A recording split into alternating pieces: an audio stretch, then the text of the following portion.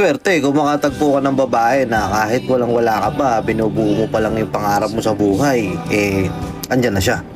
Kumbaga, siya yung tipo na, sige, laban.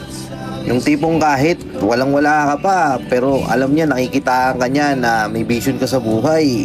Andyan siya, sinusuportahan ka eh. Kasi 'di ba, pakatotoo lang tayo, 'di ba? Kumbaga, halimbawa, ikaw okay na, stable na yung buhay mo, mayaman ka, marami kang pera, natupad mo yung pangarap mo sa buhay, tapos may dadating na babae sa'yo. Nakilala ka niya kasi ganyan ka na. Kumbaga, established ka na. Tapos, dadating yung sitwasyon na medyo magda-down ka, medyo babagsak yung status mo sa buhay, tapos unti-unti siyang nagiging cold sa'yo. Unti-unting nawawala yung pagmamahal. Ngayon, mapapaisip ka, mahal ka ba talaga?